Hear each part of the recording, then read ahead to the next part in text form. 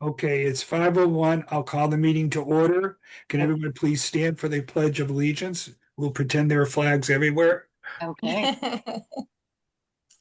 I pledge allegiance to the flag of the flag United States of America and to the republic for which it stands, one nation under God, indivisible, with liberty and justice for all. Okay. Thank you. Angela, would you make sure we get an accurate? I will try to figure out who's also, and I'll get back to you, but I just want to make sure everybody that's here is noted. I don't think anyone from the public are on it. Anybody from the public would like to ask any questions or present something? Hearing none. I hope you had a chance to review in the meeting of February 3rd. Are there any questions? Could I have a motion for approval? I will make the motion to approve the minutes. Jeff made the motion. Is there a second? I'll second. Terry Broder, second. Any questions? Any concern? Camille Broder. Camille Broder. Excuse me? I didn't hear. Camille.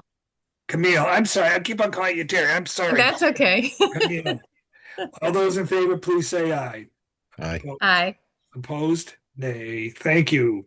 Thank you very much, Angela. You did a nice job. Chairman's comments. Once again, I keep on reading all the wonderful programming for all the different groups and all the individual people in the community. And I just praise the organization, Heather and crew, because it's just terrific. I read today, for those that want to know, that the Chili Festival, the annual town that was canceled, has been rescheduled for Saturday, March 21st. So for those that are doing anything with that, and Angela, thank you again for doing a nice job for the minutes and today's agenda. Okay, director's report. Okay, good evening, everybody, and thanks for switching over to virtual. Hi, Matt. I'm sorry you didn't get the message. My apologies. That's on me. But I was just coming back from a trip, so thank you all for being flexible and meeting this way instead. It'll be a relatively short meeting. Between January and February is not one of our busiest times, but there are several updates for me to keep you apprised of. So in terms of clinical services update, I know I'd been talking to you about us removing the residency requirement for our clinical services. And since we've done that on Psychology Today platforms, and this week a constant contact will be going out to our resident database, letting people know they can call for clinical services from any of the shoreline towns. We have had 4 new cases and done intakes on those. So it does prove to be a worthwhile endeavor on our end, opening that up a little bit. 2 were referrals from the Westbrook Youth and Family, and 1 from Clinton, and 1 was just from someone in the community had referred someone here from a different town. So I'm glad to report that. So our prevention programming, I know that you've heard Brittany and Jess both talking about a youth program potentially being poised to take the place of DARE within the middle school. And as usual, it's part of a process. So the original idea of it came from Brittany through Waterford Youth and Family, and she started talking to me about it within the last 2 years, I think. And then she and I went over to the police station with Jess to meet with the chief, Lieutenant Millardo, the OSMS, SRO. Brittany, what's his name, please? Officer Rusko, Scott Rusko. To go over the curriculum and the idea for it. And so the DARE program, as some of you may know who've had kids go through the program, there is some feeling around, not just in Saybrook, but kind of nationally, that it's somewhat outdated and hasn't fully kept up with some of the trends in both education and drug prevention. And so the idea behind Youth Promise, which is what it's called in Waterford, is to have a collaborative kind of community-based program that is more up to date, but also kind of a living thing in terms of taking feedback from teachers and parents and PTO and PTA and admin throughout the year as the program's going, to see what they're seeing, hear what they're reporting from the kids, and to take information from the kids to see if it's having some impact, to see what's resonating with them in terms of the messaging. So our meeting at the PD was a week or so ago. I did hear from the middle school principal today that our next step would be for me to meet with the chief and the superintendent and her over at central office to have a discussion about proposing it to take the place of DARE. DARE happens in the second half of the year for fifth graders. And what Brittany and I discussed last week was having it spread out throughout the year so that it's not just kind of jammed into the last part of the year, but really spread throughout the year in their curriculum through health classes, in the hopes that kind of a longer exposure to the kids would have more of a lasting impact. And Dr. Bachman was very much in favor of that. And so the next step will be to meet kind of at the superintendent level to see what's involved, whether that means we'd go in front of the Board of Ed for a presentation, and want to make sure it fits into their curriculum, as well as just gets general approval from them. So I'll keep you Are posted. they currently doing it, Heather? They currently, Has DARE been like started this year? Did they Yeah. present this? Okay. Okay. If you'd like me, being the former principal, if you'd like me to attend that meeting, I'd be glad to attend just to support the new. I like the idea. I really do like the new idea.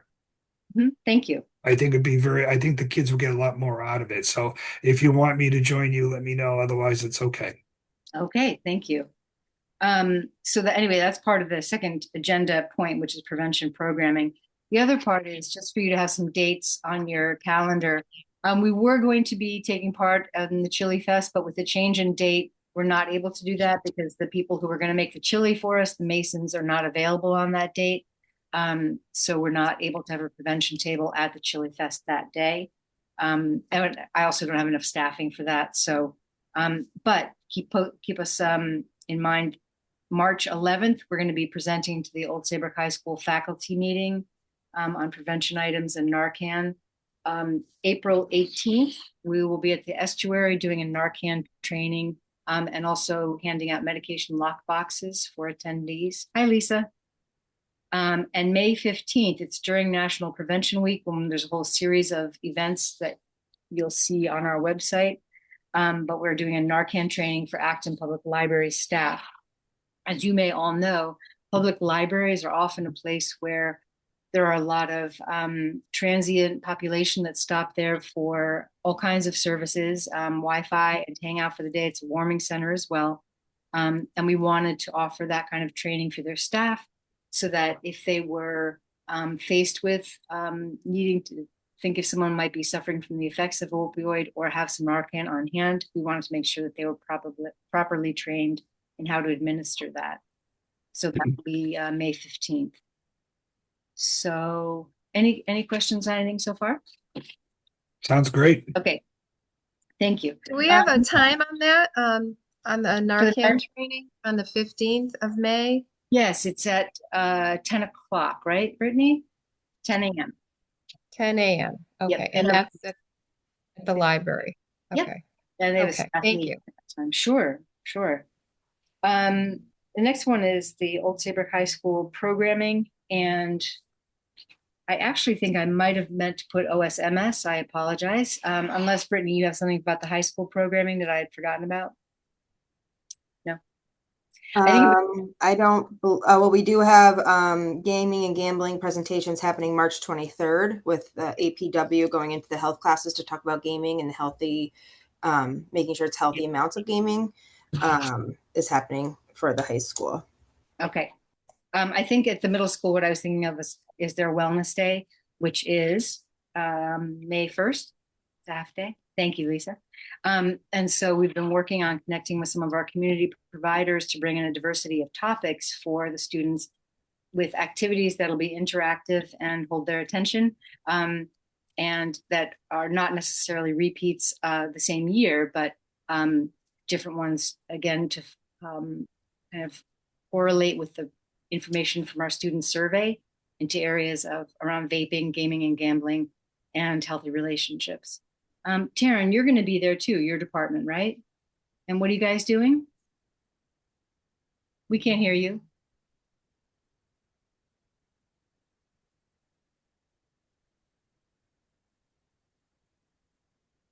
Nope.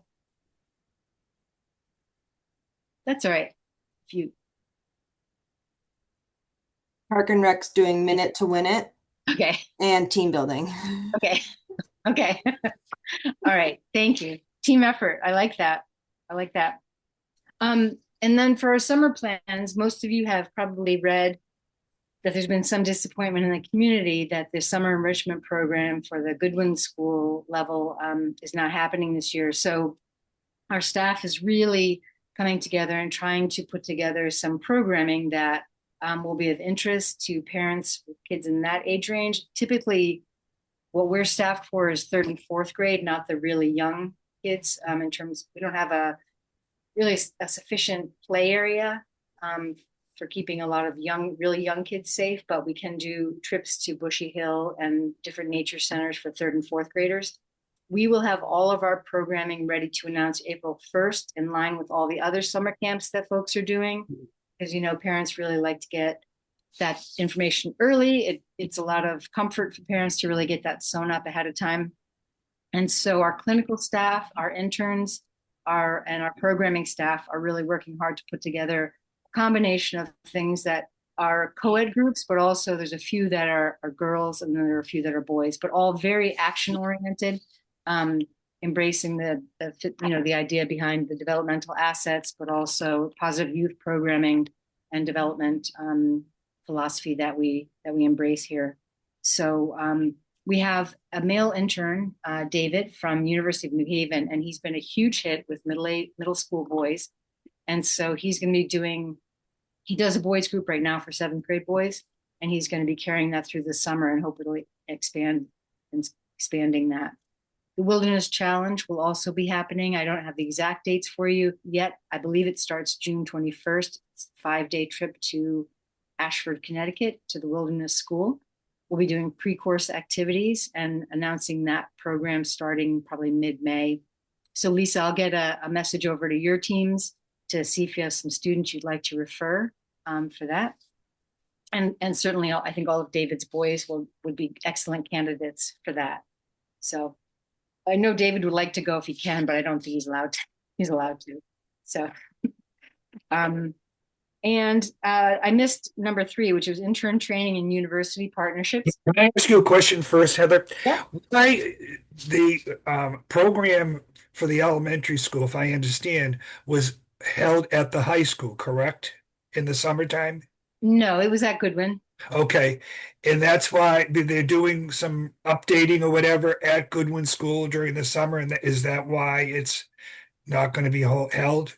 I think it's there's a couple of reasons. One is asbestos remediation and some repair to different areas of the school. Okay. And another driving factor was cost. I believe what I heard the superintendent share was that some of that funding had come through in COVID time, and that funding is no longer available. And it was, I think what I heard shared was that it was too expensive for the district to maintain. Okay. Because I was, wondering why it wasn't just moved to another building and move whatever equipment that they needed for it. But it probably, because of the cost factor or whatever and the funding of it. So, okay. Yeah. So, and then tonight, of course, over at the middle school is the Board of Ed and the school district budget presentation. So maybe people will learn more at that meeting. I believe that starts at 6:30 at the middle school. And the last item for me is intern training and university partnerships. Adam and I went to the intern placement fair up at Central. And from that, we had interviews with 7 students, and we'll be making our decisions by this Friday. But I hope to have 3 practicum students for the fall. Practicum is the beginning of a 2-year internship placement. They don't need to commit to us for 2 years, but practicum is the first year, where it's really orienting them to clinical skills and the environment, doing a lot of training around clinical documentation and diagnosing. And then the University of New Haven, Adam teaches there. And so hopefully we'll have some students from there as well. But we hope to go into the fall with at least 3 new master level students, which will be Great. good. Super. Yeah. Okay. Mr. Rafferty, back to you for number 6. Okay. Partner commission members, sector reports. Does anyone have any updates? The organization that you're representing by sitting on this board. Anybody have any comments? I do. Camille, go ahead. So now I can say that we have 5 skilled contracted nurses with backgrounds in public health, gerontology, psychology, medicine, and surgical nursing that will be at the estuary. The times that they will be available, they will be offering wellness clinics, will be published. I don't know if it's in the events magazine as yet, but they will be serving seniors, uninsured, and disabled individuals. And they'll be screening for blood pressure, blood sugar, and cholesterol, foot care, med review, and behavioral health issues. I did meet our new LSW. Her name is Kimberly Joy. She is from Old Saybrook, and she is very enthusiastic and excited to join the team, and we're really happy to have her. She did her internships at the VA hospital, at Connecticut Coastal Academy. She also had some experience with counseling for at-risk youth ages 12 to 22 and led group therapy sessions. So she has already started as of January 2026. Great. And we did in January, the Old Saybrook Public Health Nursing Board served 22 unduplicated individuals, provided mental health assessments, referrals, and a bereavement group. And all of this was a result of a ARPA grant that we received from December 2024. So things are looking good now. Terrific. Great. That's Camille. lots of services for the community. Great. Go ahead, So Heather. Camille, I'd like to ask, what's the plan for after 2026 when the ARPA funding is meant to be used up? Don't know that yet. Okay, okay. Don't know that yet, but I'll get back to you on that. Well, I'm also yeah. going to shout out to the nurses on our next meeting because they do attend our meetings sometimes about this Narcan training. Yeah, It might be a good idea for them to attend that just Sure. because grandparents that are taking care of grandchildren, just to pass that on to seniors at the estuary, just so they're absolutely. informed. Sure. And Camille, if you'd like to share my email address with them, please let them Okay. know and let me know if they have any questions. I will. and Okay. Yeah, no, we'd be happy to have them there. That would be great. Okay. Thank you. Sure. Is there any? I did want to ask after we asked the student, I just wanted to ask Brittany if she had any updates on the schedule for the PSA. If you want to share what you're doing about that. Absolutely. So we do have scheduled this coming Monday. We have it with the Valley Shore Community Television. Yep. Public TV. Public TV. They are coming to us on Monday, and we have a group of students who are going to kind of do a little role playing with the script we created to get us ready for the launch of our new medicine drop box. So we're super excited. And then that Wednesday coming up after, we'll be doing the actual going into the studio to do voiceovers. So the students are very excited because this could be like a real camera from what they say. So they're very, very excited, and we're excited for it to be launched. Okay. And so if anybody on the meeting has any ties in media and connections to any of the major news outlets, let us know, because it's always fun to send them a PSA and see if it ends up on the news. We can highlight our drug take back day, which is April 25th, but that will be the launch of the new box over at the Old Saybrook Police Station. Okay. Lisa, do you have anything you'd like to report from the schools? No, I would just like to say that we're very grateful for Park and Rec and Youth and Family Services to help us coordinate our Wellness Day. We're looking forward to it and hoping that we have some nice weather so that we can get the kids outside. So that's our big project from now until May 1st. Okay. Fun. Any report from Park and Rec? She weighed in earlier there. Okay. Okay. Anyone else I missed? Matthew, how about the high school student, if he has any student report? Matthew, do you have anything to share? There's not a lot going on, but the musical is this week on Thursday, Friday, and Saturday, so that should be good. And what's the musical this year? It's like Chicago. I don't know a whole lot about it. I just know that it's a pretty well-known one. So, Great. but Brittany, I've do you know, noticed. Oh, Angela knows the name. What does Angela say? She said, yes, it's very good. Highly recommends it. Does she know the name? Chicago? Oh, it is. I thought he said it's like Chicago, and I'm like, what? Oh, no.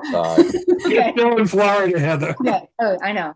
but I've Okay. noticed that like the students selling tickets at lunch, they don't get like none of the students are really buying from them. So I don't know how well the students Oh, are like interested in the musical per se. But okay. How can the administration, teachers, parents, the community get more kids to go to more of the activities, student activities? I.e., we have a grandson and who's a student at the high school.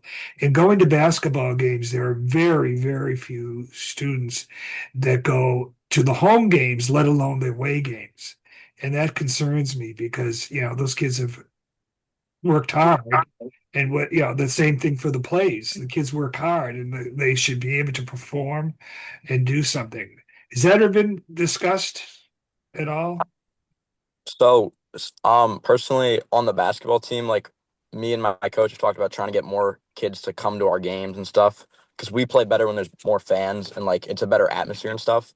And like I recruit people, like I'll tell them to come to games, but like no one's really interested in stuff. Like I mean this in the nicest way, but like the school's like kind of lame. Like our student body's like lame. Like they don't find interest in this stuff and they don't really like support other students as much. Yeah, the survey that was you kids took, it indicated that the kids are not gung ho after school doing anything. And that concerns us as adults.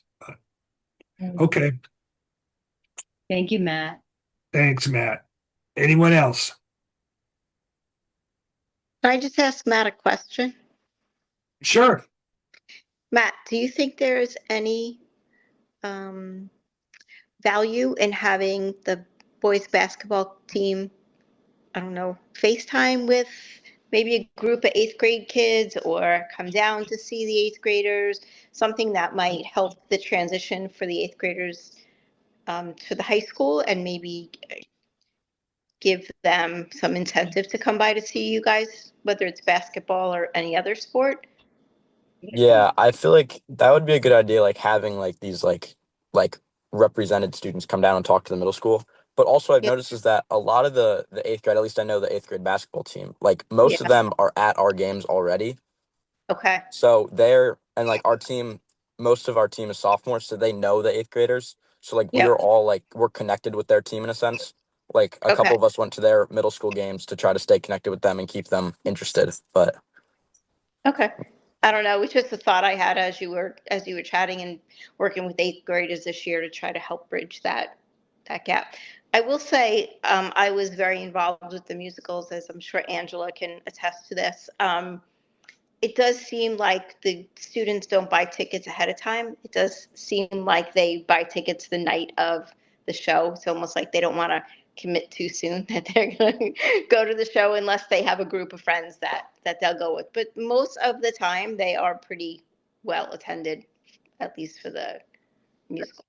I it's know good to know. Carol, I know Coach Carroll at the middle school, tries to get the kids to go to the games because it's good for them to see what the high school's offering. Yeah. I think it's, as you know, as a parent, like it's just hard sometimes to be able to have your own children have their own activities and then do that on top of it. Absolutely. So, And it's always a weekday night. yeah, yeah, yeah. Brittany, what did you say? Offer extra credit? Yeah, for the kids who don't really want to partake in the PE full on like I used to, you could always like make that an extra credit thing going to a game. You get an extra point. Hmm. throw that out to Wes. Yeah. I think Lisa heard that. Okay, anything else? Old business? New business? Well, have a safe, if you're not at home, have a safe trip home. I'm glad you made it home safely, Heather. Thank you. And can I have a call for adjournment? I'll make a motion. A second, Second. Jen. any discussion? All those in favor, please say aye. Aye. Aye. Opposed? Have a great month and we'll see you next month. Thank you, everyone.